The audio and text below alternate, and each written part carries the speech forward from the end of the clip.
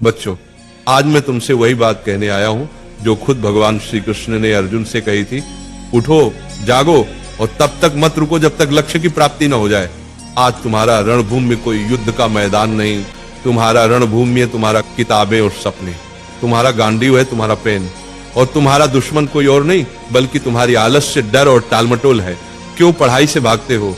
जरा सोचो, जब भी किताब खोलते हो नींद क्यों आती है? क्यों मोबाइल उठाते ही दिमाग तेज हो जाता है लेकिन किताब खोलते ही भारी लगने लगता है? क्योंकि तुम्हारा मन आसान रास्ता चुनता है। मन हमेशा कहेगा चलो बाद में पढ़ लेंगे, अभी आराम कर लो। लेकिन गीता कहती है आत्मा ही मनुष्य का मित्र है और आत्मा ही मनुष्य का शत्रु है। मतलब क्या?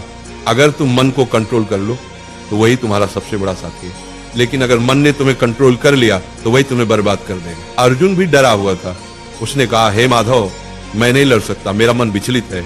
श्री कृष्ण ने कहा, हे पार्थ, उठो, तुम्हारा कर्तव्य युद्ध करना है और युद्ध से भागना अधर्म है। अब सोचो, अर्जुन को कुरुक्षेत्र का युद्ध जीतना था और तुम्हें अपनी पढ़ाई का युद्ध जीतना है। अर्जुन अगर मैदान से भागता तो इतिहास उसे कायर के रूप में याद करता। अगर तुम पढ़ाई से भागते हो तो आने वाली पीढ़ियां तुम्हें हारने वाले के रूप में जानेंगी। गीता का सबसे बड़ा संदेश है कर्म करो, फल की चिंता मत करो। आज अगर तुम 5 घंटे पढ़ते हो तो तुरंत रिजल्ट नहीं दिखेगा, लेकिन ये मत सोचो कि मेहनत बेकार जा रही है। हर दिन का पसीना, हर दिन की पढ़ाई तुम्हारे अंदर ज्ञान और आत्मविश्वास का पहाड़ खड़ा कर रही है। फल अपने समय पर आएगा और जब आएगा तो दुनिया तुम्हारे कदम चूमेगी।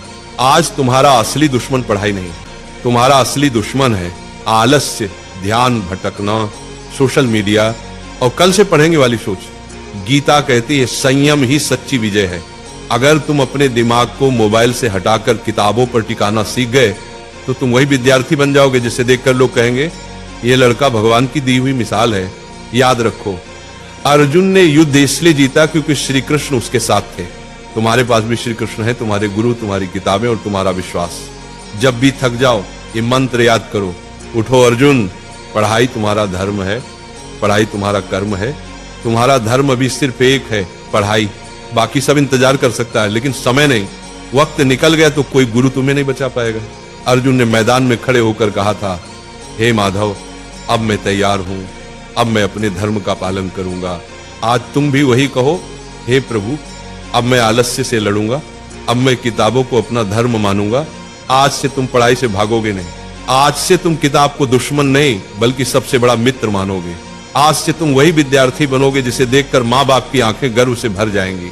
याद रखना, पढ़ाई ही तुम्हारा युद्ध है, मेहनत ही तुम्हारी गीता है और सफलता ही तुम्हारी विजयश्री है। और एक बात नाम जाप किया करो, राधा राधा। 24 घंटा में सिर्फ मुझे 24 मिनट देकर देखो, फिर तुम कहना